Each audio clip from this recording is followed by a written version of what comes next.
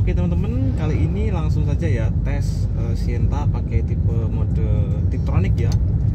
Dia pakai mesin 1500 cc dengan mesin 2NR FE ya, dengan tenaga 107 PS dan torsi 140 Nm, dengan transmisi CVT Aisin K313 yang menggunakan CVT konvensional, dan dia dilengkapi dengan fitur 7 speed Tiptronic. Kalau di buku manualnya namanya Shiftmatic. Nah, jadi dia ada mode 7 speed. Berbeda dengan Aki Ayla atau Avanza Xenia yang terbaru yang dia pakai CVT terbaru yang ada gear assistnya. Ini belum ada gear assistnya, dan ini belum ada S mode-nya. Jadi kalau di Aki Ayla, terus kemudian di Avanza Xenia Raiser Rocky, itu dia di sebelahnya D itu ada S dan M. SM-nya itu jadi kalau kita geser ke S, dia akan sport tapi dia masih automatic. Tapi kalau dia digeser tuasnya, maka dia akan jadi mode M.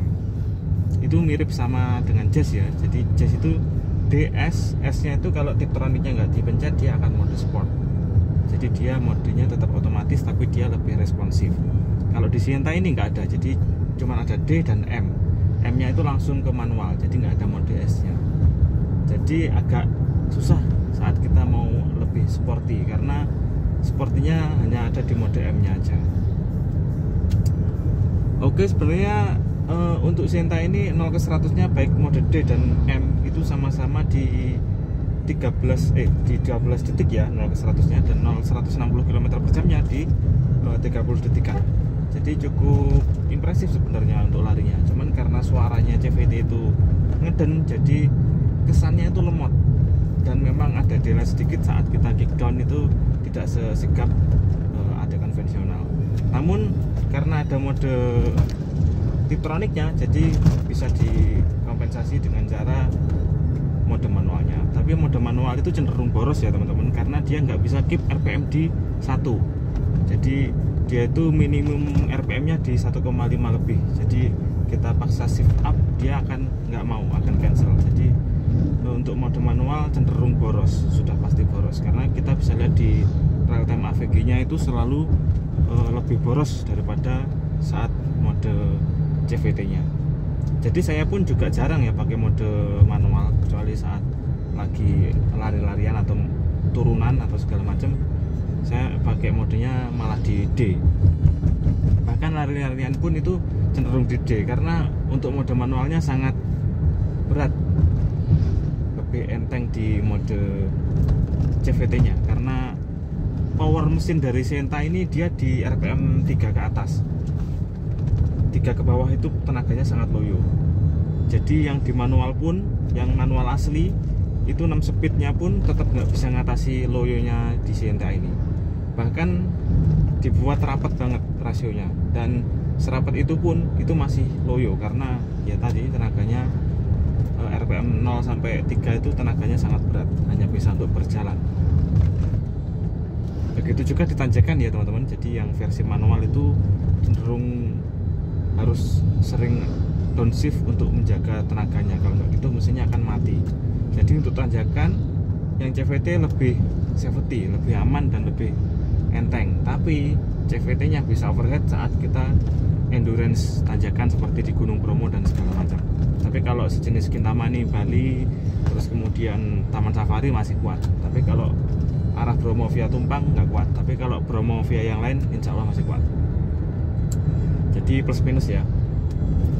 Oke, langsung saja kita coba mode manualnya ya. Kita langsung geser ke kanan, dia akan mode manual, dan ini di gigi 4. Oke, kita gas. Mesinnya kita matikan ya biar nggak rusak.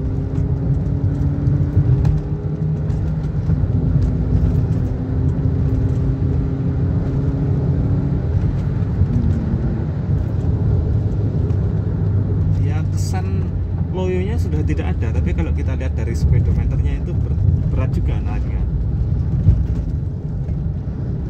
Nah, ini gigi 6 nih. Gigi 6 ini gigi terakhir ya kalau di manual. Ini kurang lebih rasionya setara. Cuman ini ada 7 speed ya, jadi bisa di gigi 7. Nah, ini gigi 7.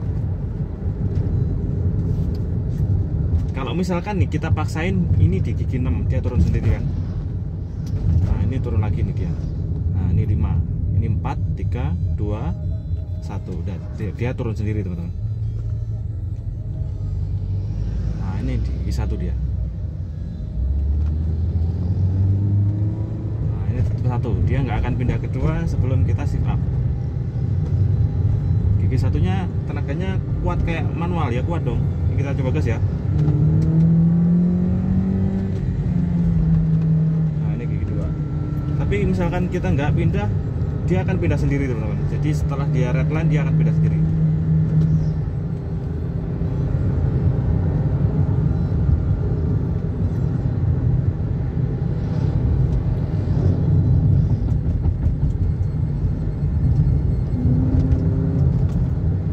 Dia responsif banget seperti manual.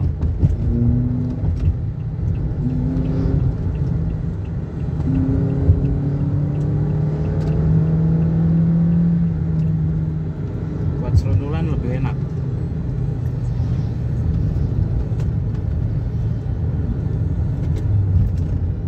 Nah ini gigi 4. Jadi untuk upshift, downshift kita nggak perlu lepas gas sebenarnya, bisa juga dia auto smooth sendiri. Tapi ya enaknya lepas gas, tapi dia otomatis sih, kayak ada penghalusnya gitu. Kita downshift lagi ya. Nah ini 3, kita downshift ke 2.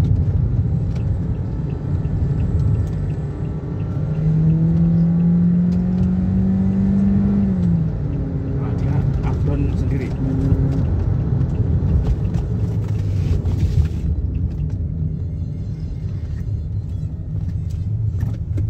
Satu nih.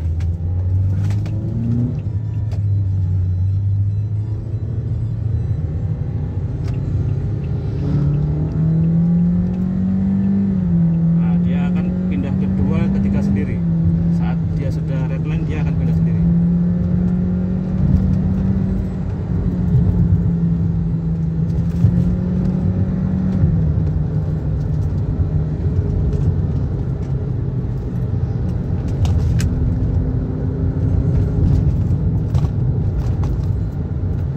Ya teman-teman bisa lihat sendiri, responsifnya sangat agresif ya.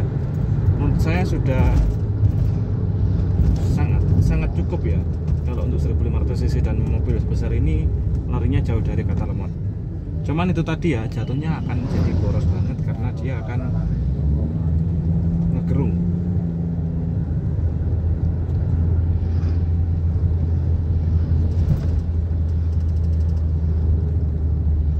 Jadi karakter 2NR ini dia memang harus digeber ya, dia nggak mau keluar tenaganya kalau di bawah 3. Ini seperti Livina, seperti Jazz juga seperti itu. Jadi RPM 3 ke bawah itu disetel untuk seirit mungkin.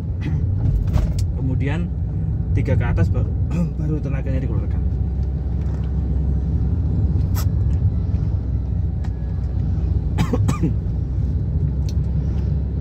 Nah ini kita geser lagi 2, ini 3, nah ini 2. Nah ini RPM 3 ke atas nih.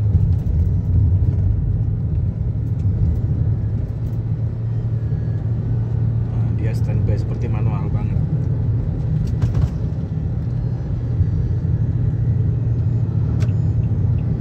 Nah, kita coba gas ya. Gas, nah, dia langsung respon tanpa delay. Nah, dia pindah sendiri. 80 itu pindah ke 3 sendiri, 100 ke 4 sendiri.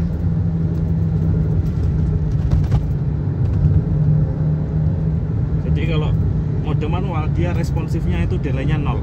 Kita gas dia langsung spontan saat itu juga.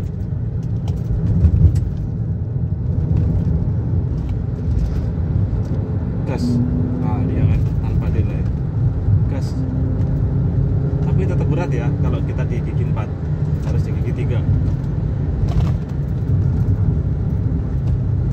Nah seperti ini misalkan kita mau nyalip, kasih ke gigi 3, gas. Dia langsung respon kan tanpa delay.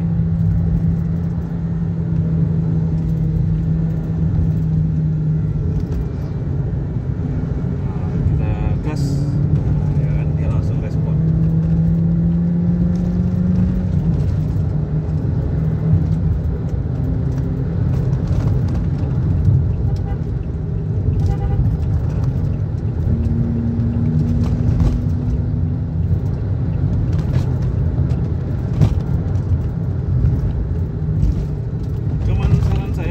pakai engine brake-nya ya.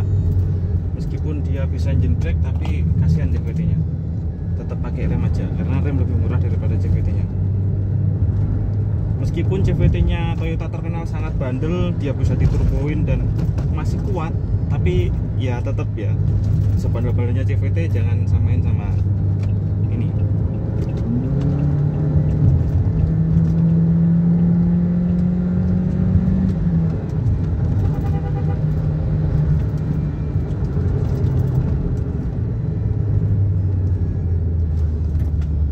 Nah, kurang lebih seperti itu ya teman-teman. Teman-teman bisa menilai sendiri kalau mode manualnya Sienta itu seperti apa. Mungkin banyak yang penasaran ya, karena saya cek di YouTube susah cari video yang seperti mencitrakan kenyataan mode manualnya Sienta itu seperti apa. Ya kurang lebih ini sama seperti pas saya pakai mobil Sienta versi manual dulu ya, karena dulu saya pakai Sienta yang 6 speed manual ya rasanya seperti ini. Dikit-dikit pindah gigi memang, karena ya tadi tenaganya itu di RPM atas dan kita harus berani gaspol memang. Dia tidak seperti Avanza generasi lama atau Yaris lama yang dia responsif. Mesin 2NR ini memang lemes seperti Livina atau Jazz atau Honda.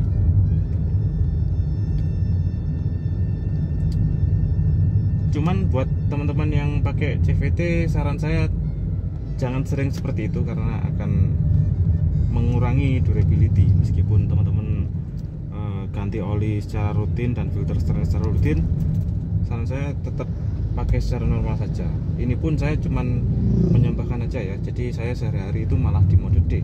Sangat jarang banget saya mode manual, kecuali ada turunan atau kondisi-kondisi tertentu yang mode manual lebih efektif.